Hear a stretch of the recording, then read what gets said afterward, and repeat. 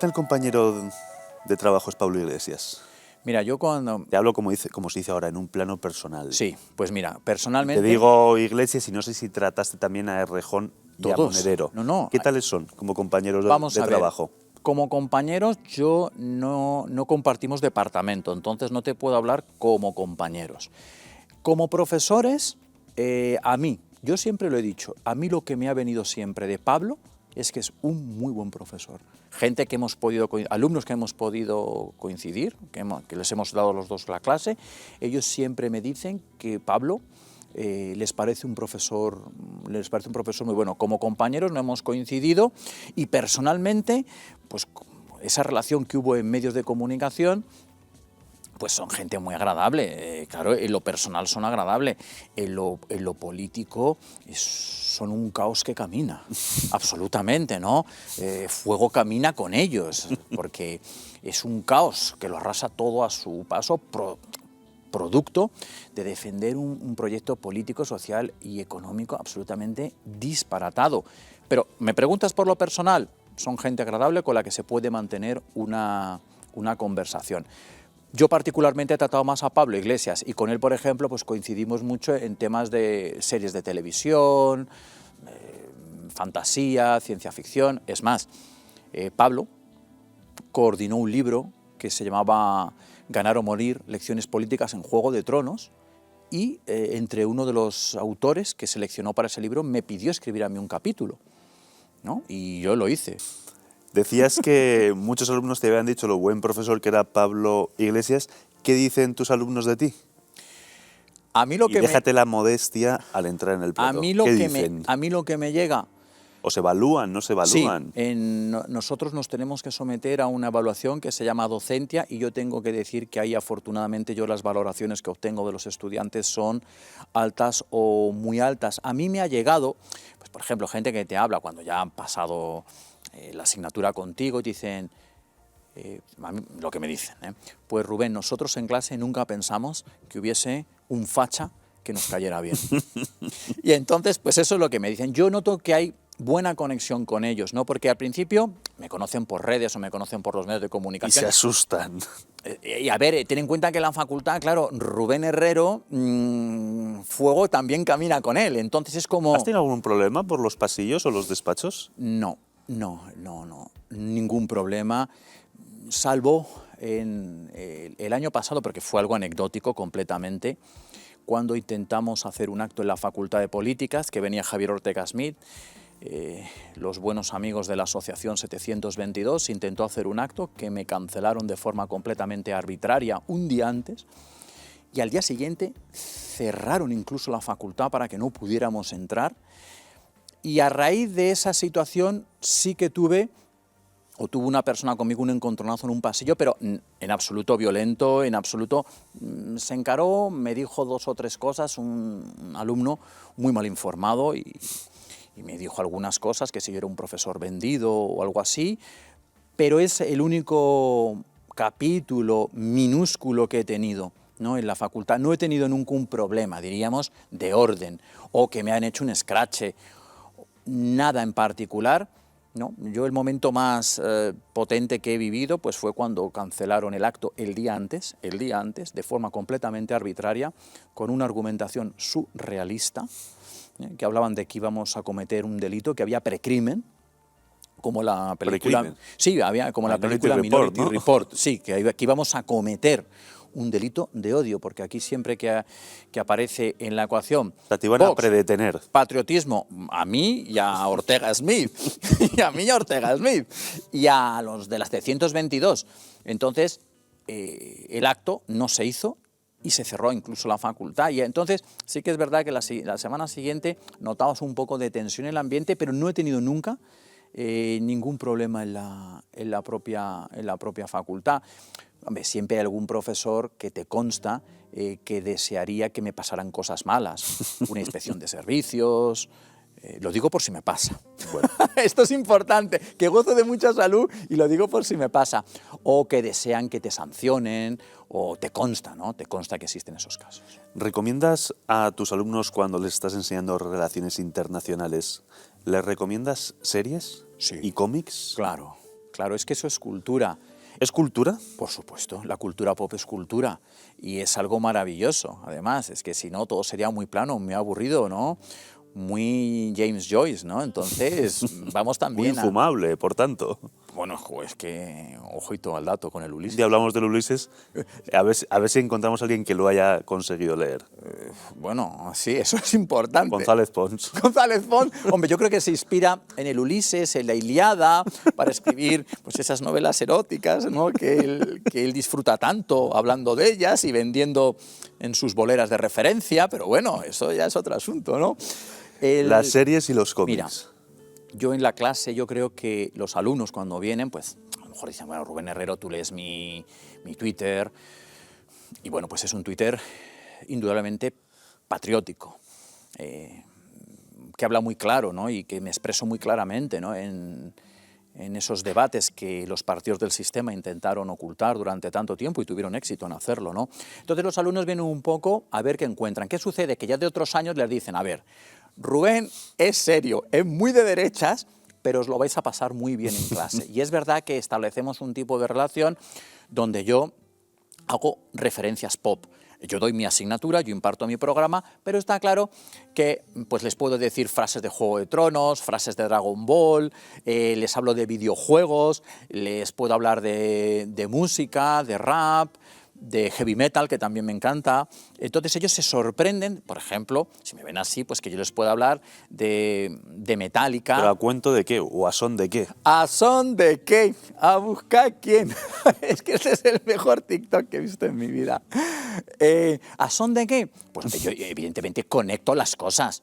Vale. Yo, por ejemplo, si estamos hablando del colonialismo del siglo XIX en África, yo les puedo recomendar la película El corazón del ángel con Robert De Niro, donde de una forma remota trata ese tema, o les puedo recomendar un cómic maravilloso que se llama Congo, escrito con K, que es un magnífico cómic, ¿no? En este sentido. Además, les puedo recomendar el libro El genocidio olvidado, donde hablan como un asesino, como el rey Leopoldo II, se llevó por delante a 6 millones de congoleños. Por ejemplo, de esta manera, pues yo les voy... Dio nombre a la capital del Congo, ¿no? Leopoldville. O sea, Leopoldville. este es el nivel. Es que luego te vienen los belgas y te dicen que si aquí no se quede los etarras. O sea, es que es alucinante. Un país que tienen como referente a Leopoldo II, que tenía zoos humanos en los años 60, empiecen a hablar de derechos humanos y que si los etarras y que si la abuela fuma. Pero vamos, esto... Entonces, yo hago esas referencias, ¿no? O, por ejemplo, si estamos hablando de hegemonía tecnológica, pues yo le digo, ¿quién tenía la hegemonía tecnológica en Poniente? Pues está claro, los Targaryen. ¿Por qué? Porque tienen dragones. Y tú los dragones los puedes utilizar para el bien, como al principio hace Daenerys, o utilizar los dragones ya de una manera perversa para acabarte imponiendo. Y bueno, ahí entramos en reflexiones de, evidentemente, al final es que si tienes dragones, tiras de la palanca. Al final lo que quieres es rock and roll. Entonces yo les hago muchas de estas referencias o les hablo de grupos, o como dice esta canción, para referirme a una situación, pues les pongo una canción, por ejemplo, de Barón Rojo, que a mí me encanta Barón Rojo, ¿no? Entonces, pues les cuento alguna historia y les digo, pero ¿sabéis quién es Barón Rojo, no? Alguno levanta la mano y entonces yo aprovecho para criticar el pésimo gusto que tienen con el reggaetón, por ejemplo. Los videojuegos, no te voy a preguntar si son cultura, ¿son educativos? Los Si mi videojuegos- hija, que tiene 14 meses y que está para comérsela y dentro de unos años me habría arrepentido de no habérmela comido, si mi hija pilla dentro de unos años se aficiona a los videojuegos, ¿se los tengo que prohibir? ¿Qué tengo que hacer, Rubén Herrero de Castro? ¿Son educativos? Gonzalo Altozano, los videojuegos molan tanque. O sea, Molan tanque. Tu hija pilla tiene que jugar a videojuegos hasta que pierda las huellas dactilares, como las he perdido yo jugando al Guitar Hero. Por ejemplo, los videojuegos estimulan la psicomotricidad, estimulan la creatividad. Ojo, estoy hablando de jugar todo con orden y con sentido. O sea, no tirarse... Todos nos hemos metido un raid de horas y horas y horas para acabar un juego o que nos tiene muy enganchados un juego, pero no hacer de ese raid el día a día, ¿no? El estar todos los días 9 horas. Todos nos hemos quedado una noche en vela acabándonos el The Last of Us o jugando al Splinter Cell o dándole o ayudando a Link a salvar el reino de Zelda. Claro, pero lo que no puedes hacer del videojuego como de nada es la obsesión. O sea, cuando mucha gente, yo por ejemplo no juego online, yo solo juego O sea, offline. no puedes hacer de la Agenda 2030 una obsesión. Lo dejo aquí, seguimos con los videojuegos. Off topic, de la Agenda 2030 lo que hay que hacer es una bola y tirarla a la papelera. Vale. Volvemos a los videojuegos. Volvemos a los videojuegos. Con los videojuegos, siempre y cuando se jueguen con orden y con sentido, van a estimular la psicomotricidad, la creatividad. Y cuando tú juegas, por ejemplo, online, si juegas con cierto control, pues vas a conocer más gente, con el control parental adecuado, vas a ser más interactivo. Los videojuegos es que es un mundo maravilloso, Gonzalo. Están como los cómics, ¿no? Que a mí me matan los cómics de amor, ¿no? Entonces, todo dentro de un orden está muy bien. Pero tu hija Pía, por favor, ya estás tardando en comenzar esa educación. Hombre, con 14 interactiva. meses yo creo que todavía no estoy tardando pero mucho. Cómics, videojuegos y juegos de tablero, se puede siempre empezar. Esa es otra, los juegos de tablero, juegos de rol. Antes, hace unos años decías, juega al rol y la gente pensaba que eras un asesino en serie. Sí, que ibas a sacar una katana y que iban a rodar cabezas como en Sleepy Hollow. De nuevo, ¿son educativos, son cultura? Que sí, mira, yo no juego al rol, yo juego juegos de tablero. Juego en 2 clubs, aparte de partidas privadas que montemos. Yo juego en Mecatol y juego en dados, tengo 2 grupos de amigos maravillosos y es una ficción sanísima. Se te pasan las horas muertas en un ambiente de camaradería, un ambiente súper sano y estimulan lo de siempre, pues el pensamiento creativo, la interacción, psicomotricidad, porque hay incluso juegos de habilidad. Yo hago juegos de tablero, los complejos, que me gustan particularmente, ¿no? Los que son, por ejemplo, los se llaman 18XX, que son de tendidos ferroviarios, o los juegos económicos, como el Arkwright, o los juegos complejos de planificación de acciones, como el Trickerion, que es una obra de arte, ¿no? Los juegos de civilizaciones, como el Through the Ages, son juegos extraordinarios, el tiempo vuela, y sobre todo vuela en una gran compañía, y es algo maravilloso. Pues luego hay ferias de juegos de tablero, hacemos casas rurales donde concentramos en 2 días a fuego, ahí sí que no se duerme, ¿no? Como dice la canción de Barricada, ¿no? Esta noche, otra noche sin dormir. Pues allí estamos todos a tope, ¿no?